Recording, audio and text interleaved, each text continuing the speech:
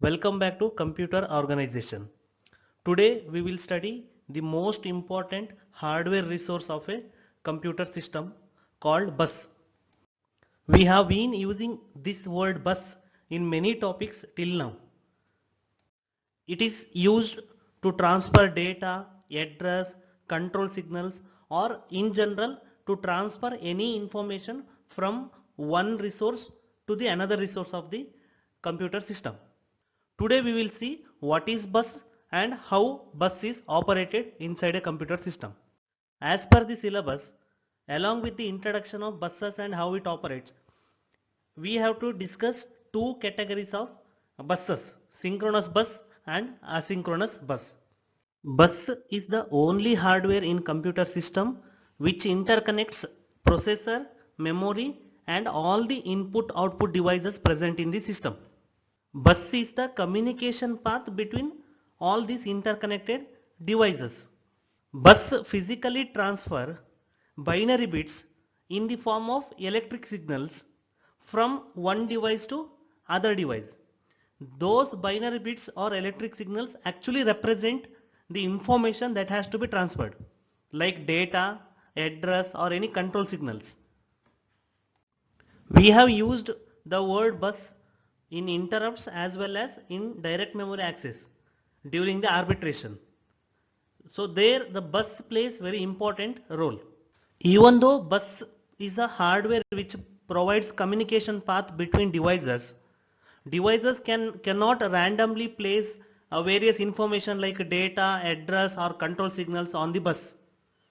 There must be some rules and regulations that devices has to follow about when to place address, when to place signals, control signals on the bus, or when to place the data that has to be transferred on the bus, who has to place all this information on the bus, who has to receive.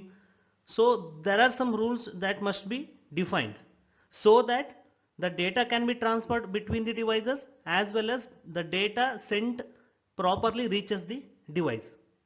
So when I say bus, it doesn't mean the only physical or hardware communication path, but it also means the protocol or the rules set in order to send data or other information from one place to other place. Let us see bus in the perspective of hardware. Here there is a diagram. You can see the various devices in a computer system like processor, memory or any IO devices are connected using a common line which is in black color. That is called bus, which transfers information between these devices. Now bus is collection of wires. Every wire, it is a collection of multiple wires, and every wire is capable of carrying electric signal which represents binary value either 1 or 0. Now these binary values that every wire in a bus carries actually represents the data or address or control signals from one device to another device. That means in a single bus, out of all the wires which carry every bit, some wires are dedicated to send binary bits regarding the data. Some wires are dedicated to carry the binary bits of an address, and some wires are dedicated to carry binary bits representing control lines. For example, in a bus, if 32 different wires are collected and dedicated to send data, that means we can send at a time 32 bit of data using these various 32 bit wires. Every wire is called a line. So we call it as data lines. Suppose if 16 lines are collected and dedicated to send address from one device to another device, that means at a time we can send a 16-bit address. Similarly, control lines. There will be some lines dedicated to send control signals. Suppose if there are 4 lines dedicated to send control signals, we can send 4 different control signals from one device to another device. Now what are these control signals? We know about data that gets transferred through the bus or address, but what are these control lines? See, control lines indicates whether the data being transferred in the bus is respect to read operation or write operation, whether the data has to be given to a particular device or it has to be taken from that particular device to transfer to some other device. Whether it indicates, control signal indicates whether it is a read operation or write operation. One particular control line is enough. If that line is 0, we consider it as a write operation. If that particular line is 1, we consider it as a read operation. Similarly, these control lines also give information, carry information about the size of the data that has to be transferred. Even though it do not inform the size of the data accurately, it informs whether the size of the data is a single byte or multiple byte, nothing but word, or multiple words. It also carries timing information. Devices cannot randomly place data on the bus because the receiver device may not be ready. So based on some timing information that is carried through the control lines, various devices communicate by transferring data using the bus. Only two devices can communicate using a bus at a time. At a given time, only two devices can communicate using the bus, because there is a single bus and multiple devices cannot communicate at a time. That means multiple pair of devices. They cannot communicate, only one pair of devices can communicate at a time. But when two devices are communicating using a bus, based on the role of these two devices, we have given a name for these two devices to identify it. That means first time when a device thinks that there is the necessity of data transfer, a device thinks that data has to be transferred or data has to be received, ultimately a device which initiates data transfer. When a device has to transfer a data, either send it to other device or receive from the other device. Whatever, it doesn't matter. If a device thinks data transfer has to be done, then it initiates the data transfer. The device cannot simply put data or address in the data or address lines. It has to initiate using a proper rule, that is by issuing read or write command in the control lines. Thereafter, this data transfer process carries on. So the device which initiates data transfer, or the device which initially think that there must be a necessary of data transfer and starts the data transfer process by issuing read or write command, is called the master. And what is the slave device? The device which is on other end of the bus, or the device which is a part of this pair, is called slave. That means the master device is referring to a device, because data transfer has to be taken place between two devices. So when the first device which initiates the data transfer called master, and the other device in that communication the master want to communicate with is called slave. That means the device, master device, addresses the slave. Whenever a communication initiates, whose address will be given on the address line, that device is the slave device or a target device. So if master want to send data to a particular device, master has to issue read or write command, it has to issue address of the destination, and also keep ready the data that has to be sent to the destination. If master requires a data from a particular source device, then it requires address and read write command. So this is how the two devices plays their role in a data transfer process. When a data transfer has to be taken place between two devices, various steps has to be performed. That means the control signals has to be placed on the control lines, address has to be placed on the address lines, data has to be placed on the data lines. Now all these steps either should be carried by slave or master based on the situation.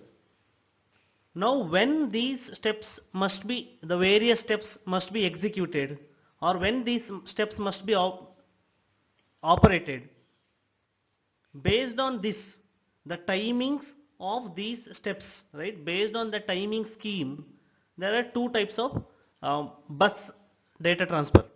So generally we call it a synchronous bus and asynchronous bus. Before studying synchronous and asynchronous bus, we must know a very basic concept in the computer science called clock. Clock is nothing but which provides timing to the various devices of the computer system. A clock provides timings for the operations.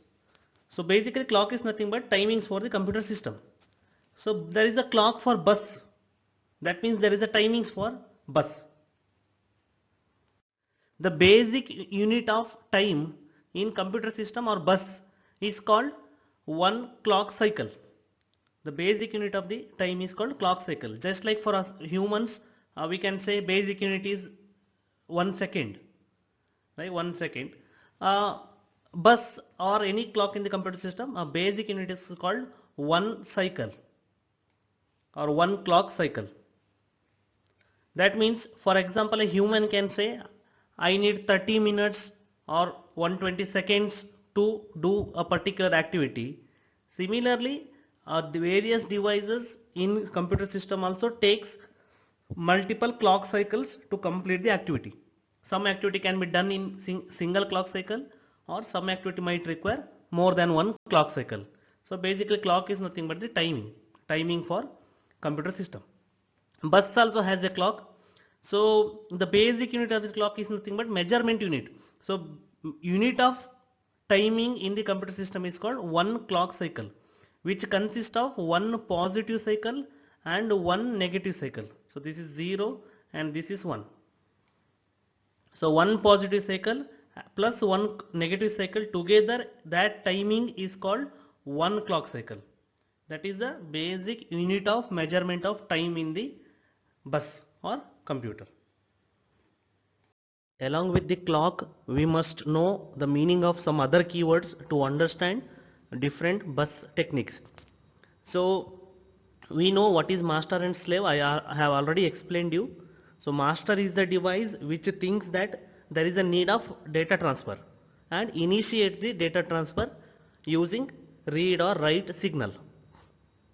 Slave or target is the device which is addressed by master. Now for example, master is the processor. Processor requires some data from an input or output device. So processor initiates the input output data transfer. So processor is the master device. Now processor requires data from a keyboard. So processor addresses keyboard, then keyboard is the target or slave device. For some other example, let us take printer. Printer is the output device. Printer requires some data to print, and printer uses direct memory access and try to get the data from the memory. So printer initiates the data transfer. Printer addresses the memory from which it requires data. Now here printer is the master device and memory is the slave device. So any device can be master and any other device can be slave based on who initiates the data transfer. The next keyword we should know is the input transfer. So what is exactly input transfer? Here master require data from the slave. So this is the input transfer to the master. From the slave or target device, data gets transferred to the master. So now here in this case, master has to give command lines or control lines. Then master has to provide address of the target device. Then target device sends data using data bus or data lines to the master. Then master has to receive. What is output transfer? Output transfer means master has to send data to some target. When master has to send data to some target, then master itself has to use command lines as well as address lines. It has to provide address of the target, also the data, because master has to send data to the target device. This is called output transfer. Then transaction or step, or it is called steps of transfer. That means a device, when master initiates data transfer, it cannot directly place data to the target device, or it cannot directly access data from the target device. So there are some steps that has to be carried out one by one. Okay, those steps are called transactions. For example, using control lines, informing the device whether it is a read or write operation, then providing the address on the address line, then collecting the data from data bus. So all these steps has to be carried out one by one, either by master or slave, depends on the situation. So these are called transaction or steps of transfer. Now let us see synchronous bus and then asynchronous bus. So let us study initially the synchronous bus. So what is synchronous bus? Synchronous bus is a bus where timing of transactions that takes place between the master and slave devices is under control of a synchronizing clock signal. That means there is a clock, and based on the already fixed timing, that is under control of clock signal, means based on already fixed timings, the various transaction means steps. We know that there are different steps that has to be followed by master or slave in order to transfer the data. The control signals must be placed on control lines, address must be placed on address lines, data must be placed on data lines, and that data must be received by other end of the device. All these steps, right, when they have to carried out, there is a clock and there is a particular fixed timings. Once data transfer is initiated, already every devices know what is the fixed timing to carry out various steps. So those respective devices carry out such steps, right, based on the previously fixed timings. So this is called synchronous bus. Now let us see how synchronous bus is operated by analyzing timing diagram of input transfer. Input transfer means here master want to read a data from target or slave device. And as I told you, synchronous bus means the time is fixed for all the steps that has to be carried out for data transfer. Now at the beginning of the clock here, so this is a one clock cycle length you can see here. So at the beginning of that clock, we'll consider that time as T0. So you can see here T0. At time T0, so master uses control lines to give read command, and also address of the target device master places in address lines. So we have shown here address and command lines in a combined signal. So you can see here from this timings, whatever is there in this bus, that is address and command lines, that is the command is nothing but read operation, and address is the address of the target device. And whatever you can see before T0 in the address and command, here this section, okay, this is the address and command of previous transaction, which we do not bother. So now from this time here T0, master places read command in command line, control lines, and address of the target in the address lines. So now from T0 up to T1, the timings here, the time taken here from T0 to T1, that is the time taken by various input output devices connected to the bus. Because every input output device now receive the address and command line, that is read command, given by the master. So now every input output devices finds out whether the address in the address lines belongs to that particular device. So the device whose address is there in the address line, that device identifies its address and prepares the data that master wants to read. So the time gap between T0 and T1, this time gap is the time taken by various input output devices to identify the address whether it belongs to that particular device.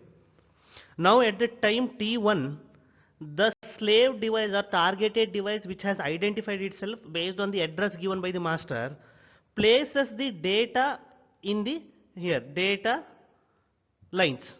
So this is the data line signal here we have shown. So here from T0 to T1, Okay, the data, whatever data was there in the data line, which was not don't belong to this transfer. So we call it as unidentified or unrecognized state of the data bus. So we don't know what is there, we don't bother about it.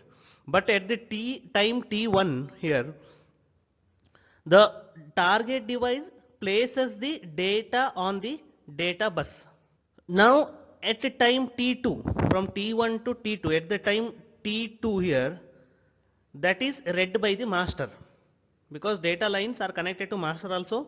So when target places the data on the data lines, that data reaches master, and master copies data from the data line which is there in the bus, copies that data lines data into its input buffer, because data won't be there on the bus permanently, it will be used for some other data transfer. So data has to be copied to the master's buffer.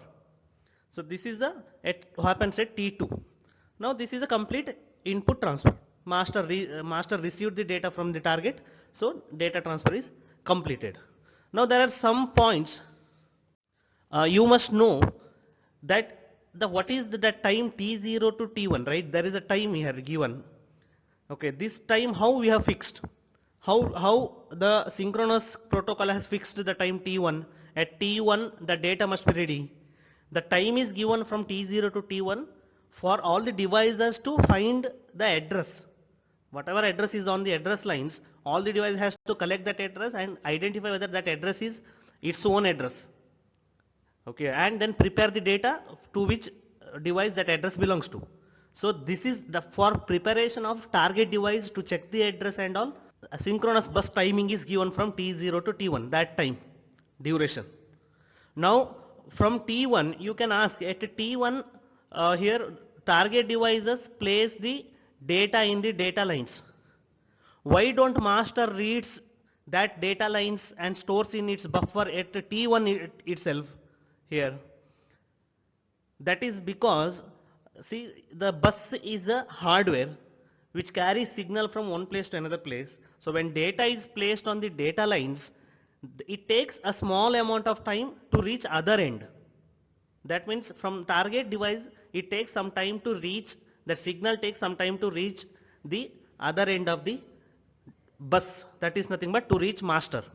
Data is with the target device, the target device has to copy the data from its buffer, then the data transfers through IO interface, then DMA controller, all these circuits, the data has to get transferred and finally be placed on the data lines. So the travel time, right, it takes some time. Then once data is ready on the placed on data lines at the target side, yet it takes some time to reach, right, travel through the data lines and reach the master device. So that is the time from T1 to T2. At T2 time, data will be ready at the other end of the bus where master present. So he reads the data and stores in the buffer. So that is the synchronous bus transfer. So here every device knows, master knows that the T0 address and command should be given. All the target device knows that before T1 it should identify itself and data should be kept ready. And at the T1 target device must place data on the data lines, and at T2 the master must read that data and store it in the buffer. This time is fixed. So this is called synchronous bus and input transfer. For example, if it is a synchronous output transfer or write operation where master wants to send data to a target or slave device, that time as usual master gives the write operation using control signal at T0, and at T0 time 0 T0 the master also places address on the address lines. Not just that, at T0 master also places data on the data lines. Now the data on data lines is present, address of the target device is present on address line, and in control lines master has given a write operation.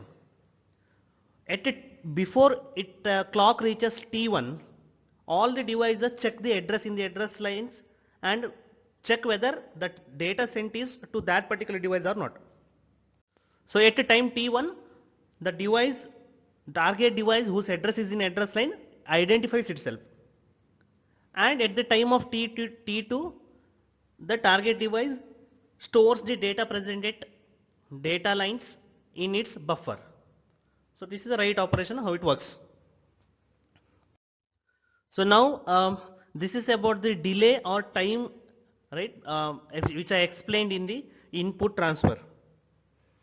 Once master places the device address and command lines on the bus, it takes some time, right, to get placed on the bus.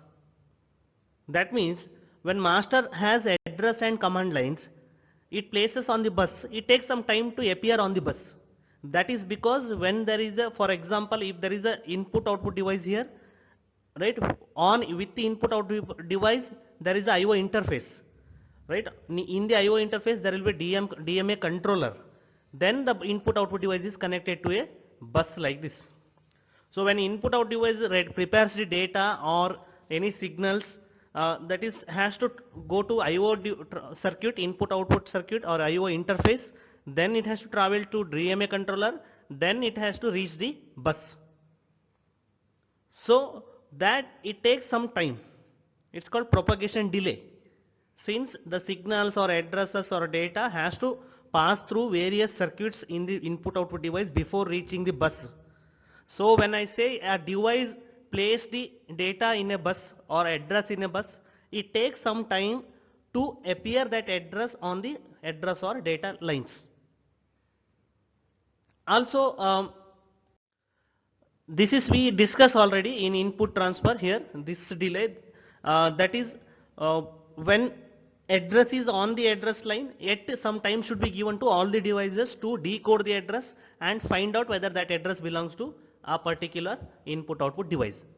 So there are two types of delays we can find here, or the time duration.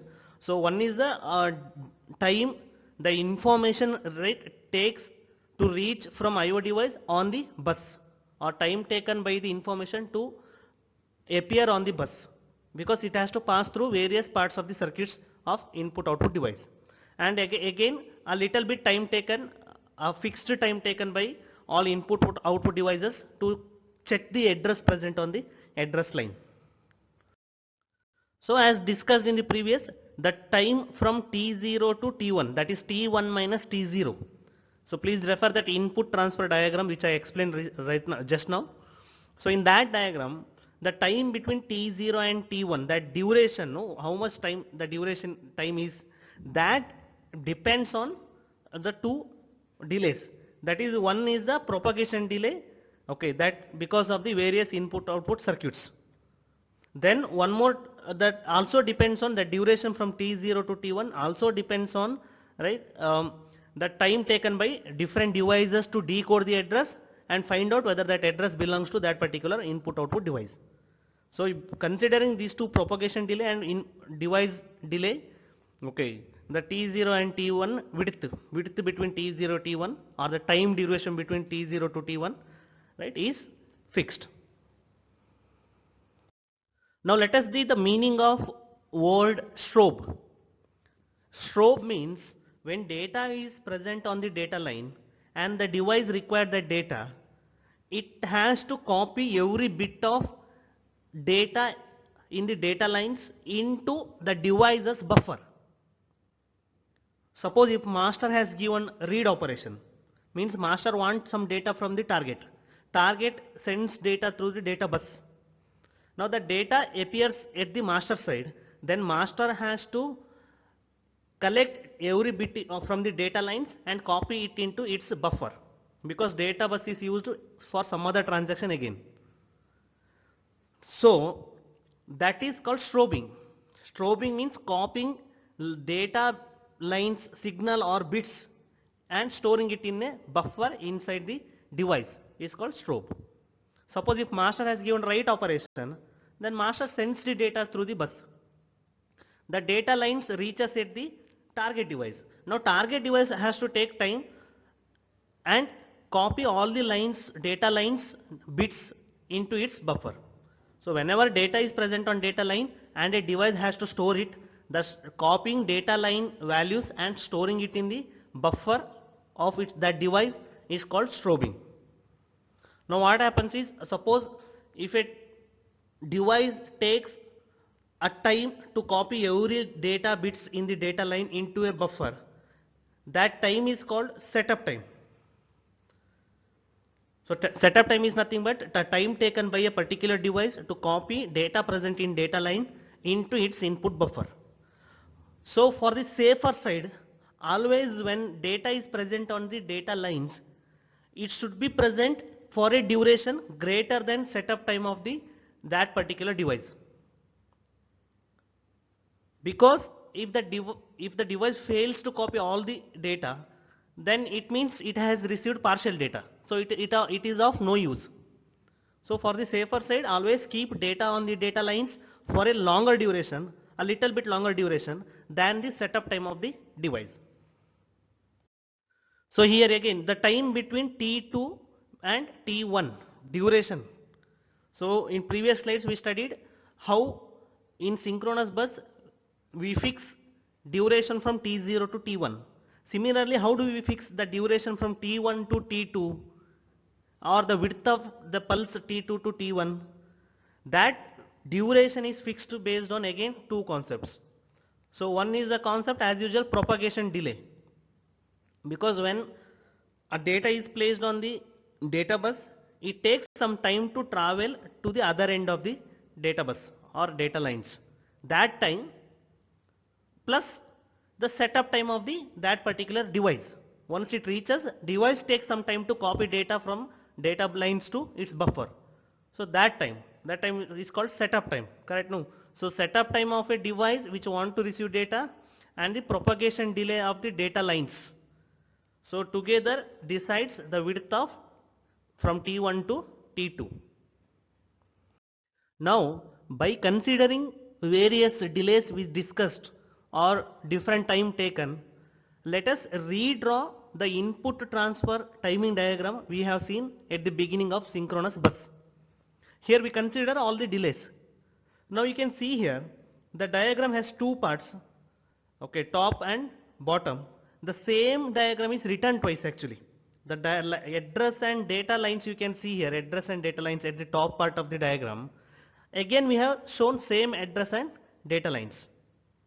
Now this diagram considered two different views, that is how signals are seen as per the master, then in the bottom we have written how signals can be seen by slave.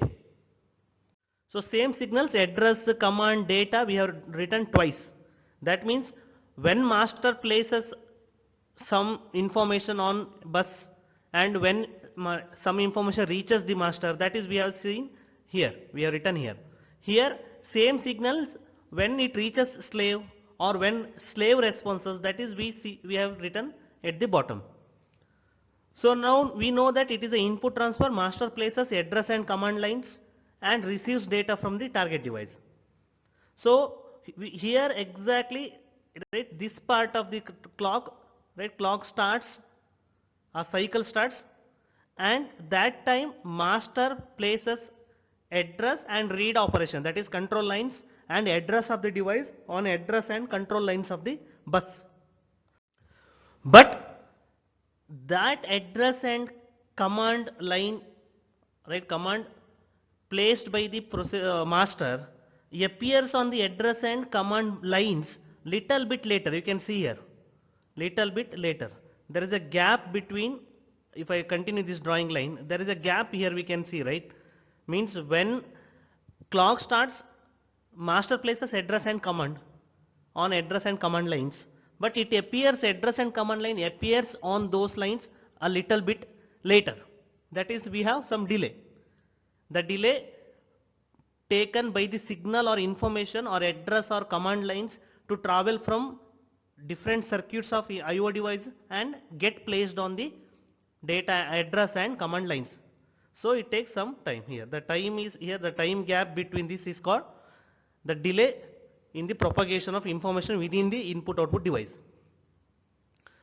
When it places the address and command line on respective bus lines, immediately it is not seen by the slave, because those address takes some time to travel to the target.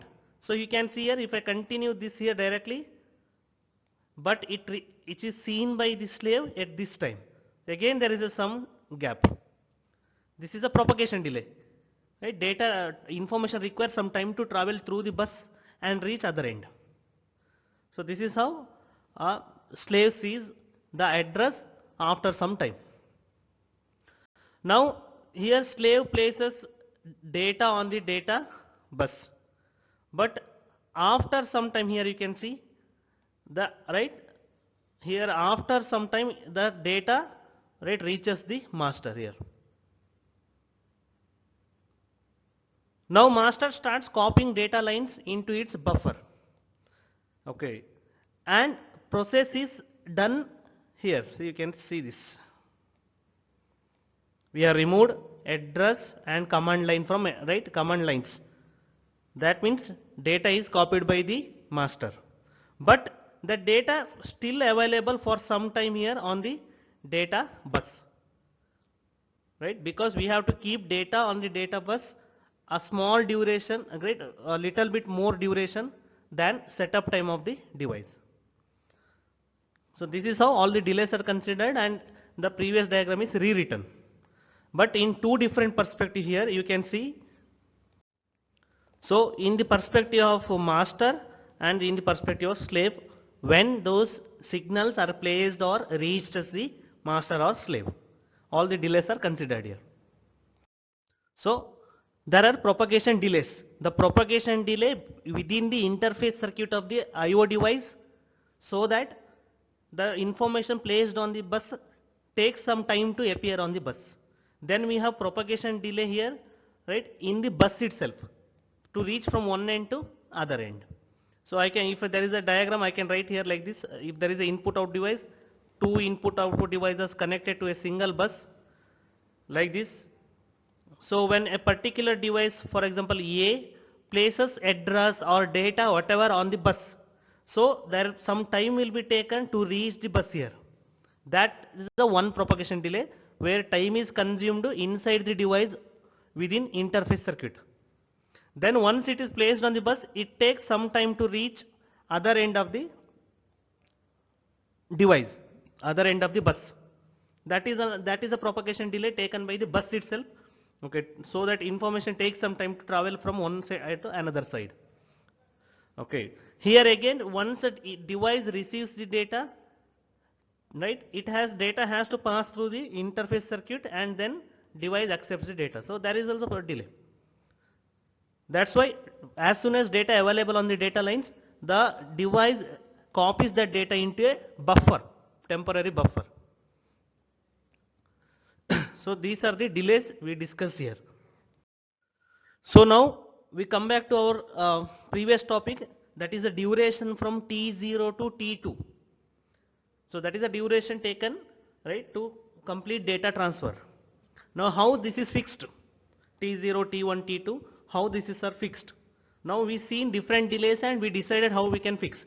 But now when we talk about the delay, every device have different delay.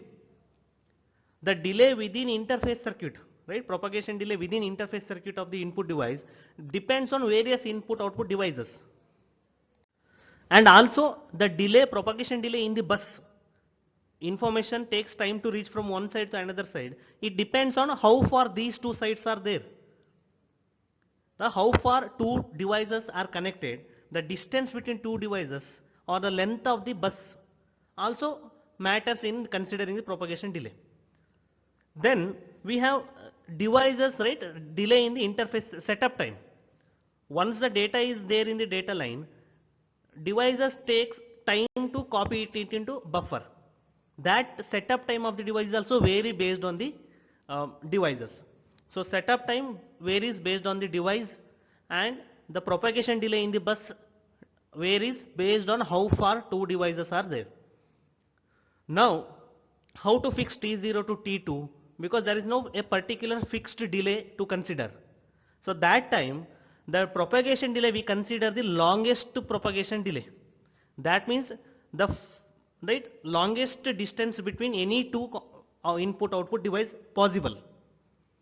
Okay, and the setup time is considered of the slowest device.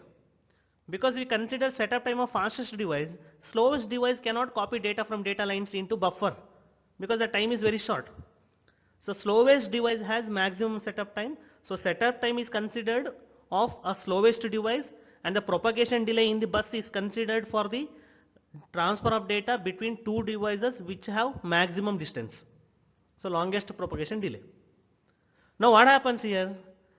When we fix T0 to T2 timings, the entire duration of data transfer based on the slowest device, right, considering setup time of slowest device, then all other faster devices also forced to work in that slowest mode. That's common, but it is a disadvantage. And even when we consider longest propagation delay, but in a particular transaction devices are nearby, very short distance, yet they have to wait for the longest delay, because in synchronous bus every timing is fixed, and at that time itself a step has to be carried out. And again, so this is one issue here in the synchronous bus. There is one more issue. What is that? That we make sure that data in the data line is there even after device copies data into the buffer. For small amount of time, a more time we keep that data on the data lines. That means the data time duration data present on the data line must be greater than the setup time of the device. But yet here we assume that at T2 device has copied data from data line into the buffer. What if device has failed to copy data? Nobody comes to know. After setup time, some time more we wait and we remove data lines data, and the data lines are used for some other transaction. So if within that time, if it is failed, device fails to copy the data, nobody will come to know that. Only device comes to know that the data is not there properly. So that issue must be resolved. Okay. Now let us see a solution for this. So the issue where a device fails to copy data from data lines and store it into buffer, but we starts another data transfer because we know that we don't know that device has failed to copy the data. This can be solved using control signals. There are control lines in the bus, okay, where using that master selects whether master informs the slave whether it is a read operation or write operation, control signals. But there are more control lines which we can use for this purpose to solve the issue. That means control signals actually serves multiple purpose. One is to decide whether it is a read operation, write operation. The master informs that whether it is a read operation or write operation to the slave. Other than that, the two more purpose that control signal can be used is, once slave uses control signal to inform master that slave has identified its address and slave is ready to transfer data. And one more time to convey master that I am very slow, so please enable some more time. That means using control signal, slave can request to adjust duration of data transfer if it is slower. So this is how we can solve that issue. The same control signals is also play a very important role in high frequency bus clock. High frequency bus clock means every clock cycle is completes within small amount time. That means that operations which has to be carried out within one clock cycle, now clock cycle itself is reduced, it will be carried out in multiple clock cycle. So that time also control signal is used. So let us see that. So here you can see there are multiple clock cycles. See, this is a one clock cycle. You can see one positive pulse and one positive pulse and one negative pulse makes one clock cycle. Then second clock cycle, third clock cycle, almost fourth clock cycle. That means this one input transfer has taken 4 clock cycles, because clock cycles itself are reduced. That means more high frequency clock is used. Now you know how to calculate clock duration, clock cycle duration using frequency. So here slave, you can see slave ready signal, it is a control signal.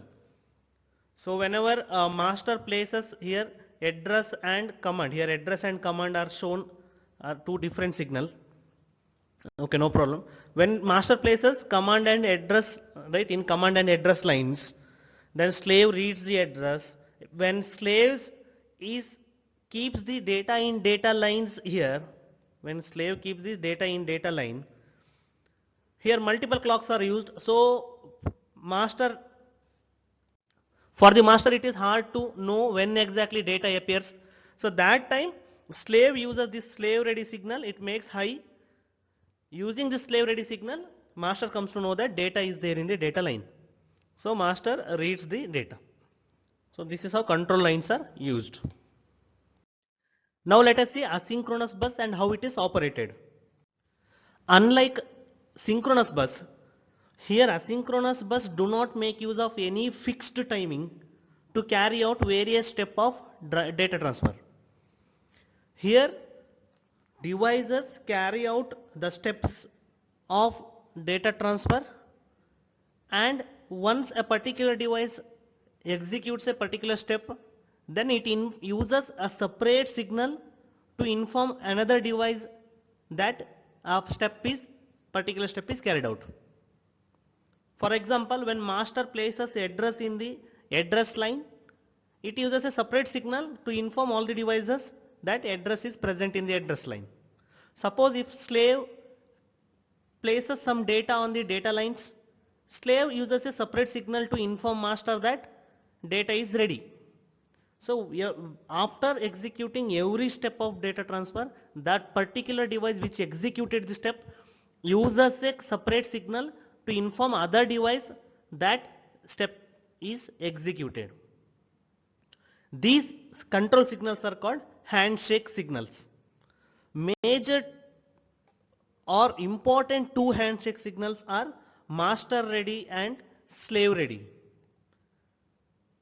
So there are separate signal called master ready signal and slave ready signal to inform, right, used by the master or slave to inform other device that that particular device has completed a particular step. That means the master's ready signal is used by the master when it keeps address and command of the operation in the command line and address line.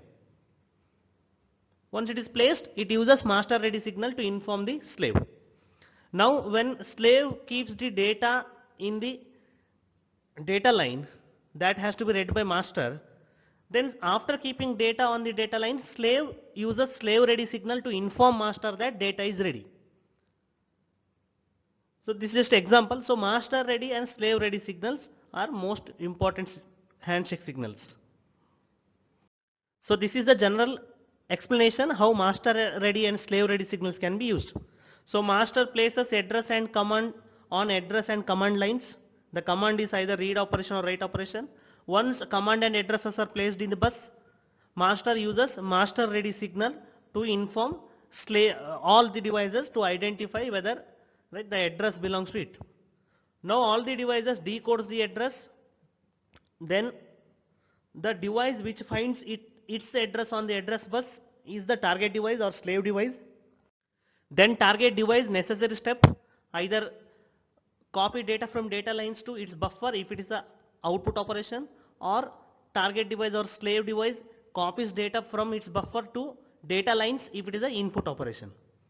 Then it uses slave ready signal and informs the master that work is done. Then master removes all the signals used. So this is how read or write operation happens generally. We will see this how exactly it works by separately discussing read input operation and output operation.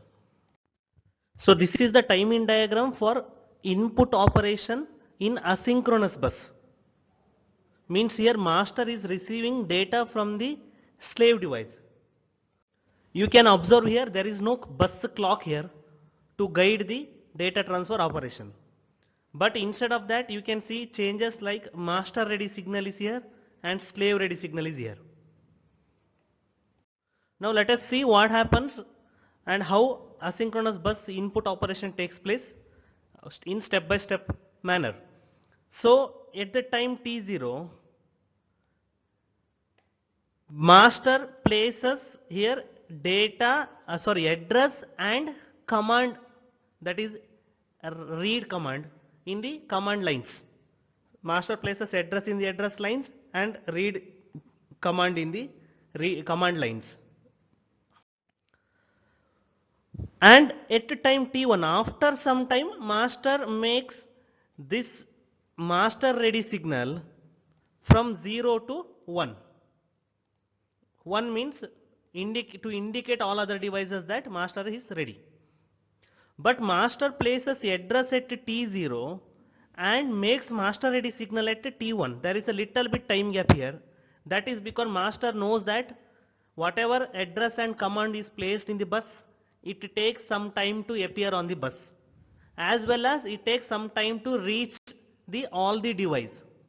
So that's why master gives some time and then makes master ready signal as 1 to inform all the devices that address is in the address line. But when master makes master ready signal as 1, it takes some time to reach the slave. When master makes master ready signal as 1, then after some time it reaches the slaves or all the IO devices. So all the IO devices decodes the address present in the address lines and check whether that address belongs to that device.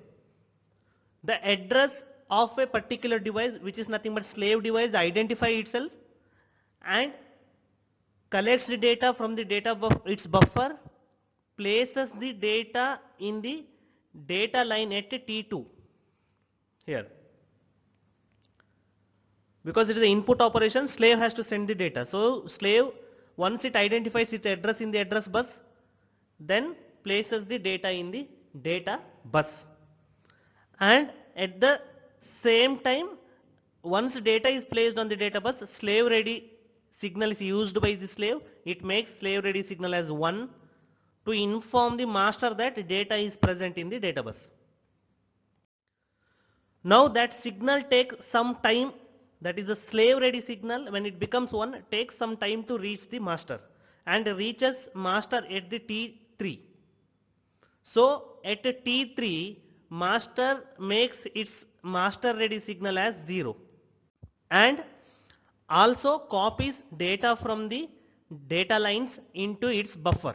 Once copying all the data is done, master removes address and command line from the bus at time t4. When during time t3, when master ready signal is made 0 by the master, it takes some time to reach slave, the other end of the bus. So that signal reaches slave at t5.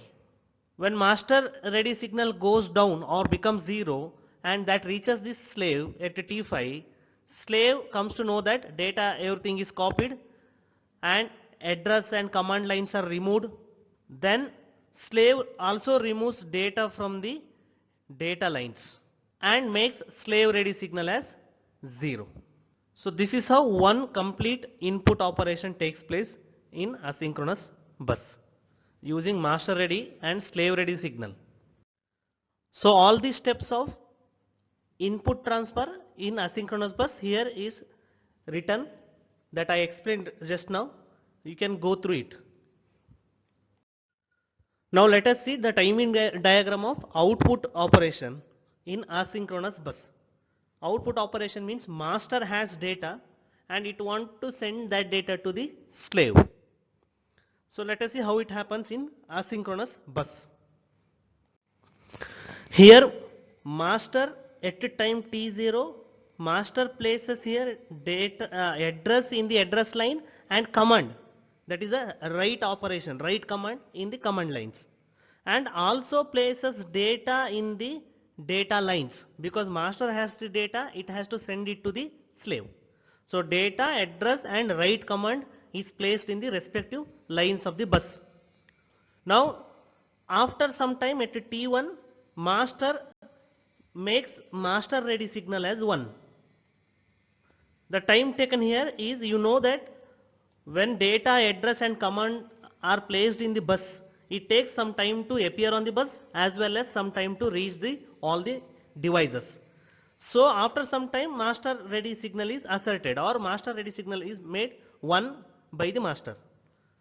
Now when this signal is 1, all the IO devices comes to know that new data transfer is about to take place.